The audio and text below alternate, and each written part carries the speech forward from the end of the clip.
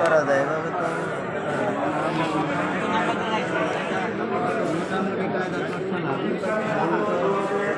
বাবাটা সবচেয়ে ভালো আছে।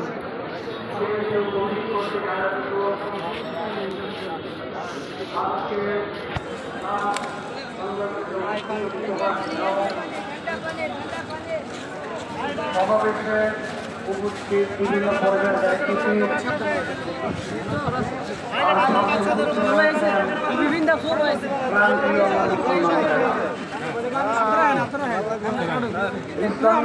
বাংলাদেশ আপনারা লক্ষ্য করলেই দেখতে পাবেন কখনই কোনো সময় শান্তির সীমা অতিক্রম করে কোনো ধরনের কর্মসূচি আমরা পালন করি।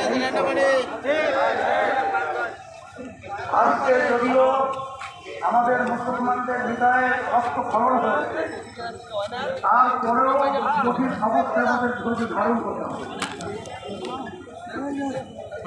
আমি বিশেষ করে আজকে ফ্রান্সের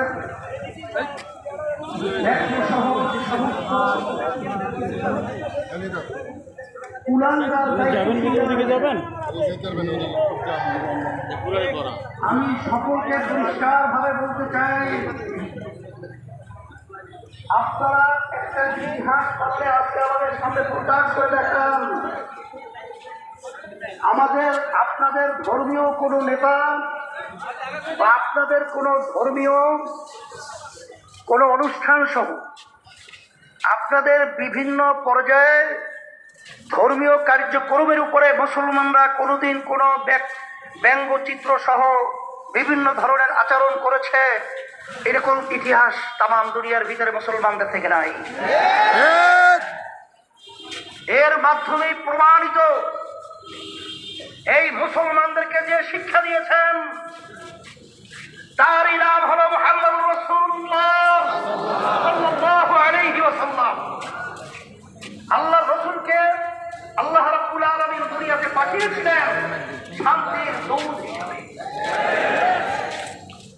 এর গুণাগার নেত্রী সহ তাদের যারা মুসলমান আছো, তোমরা ইসলাম থেকে শিক্ষা গ্রহণ করো।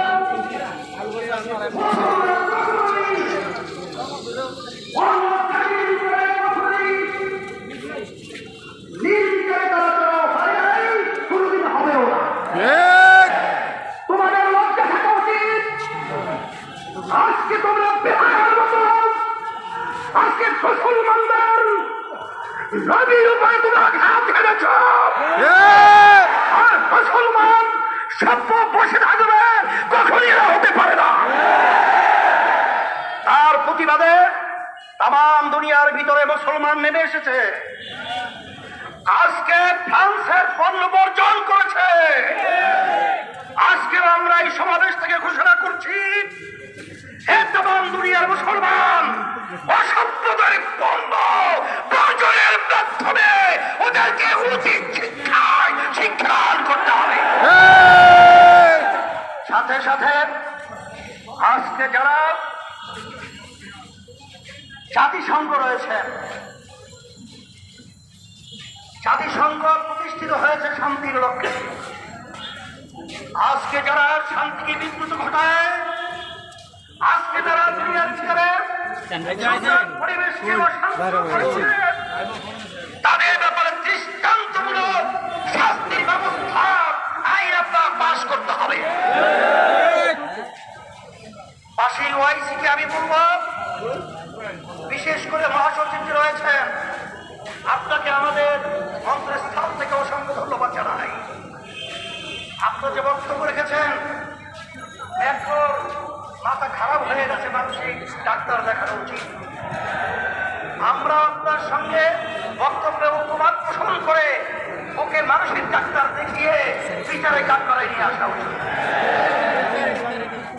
বাংলাদেশের সরকারকে আমরা বলবো,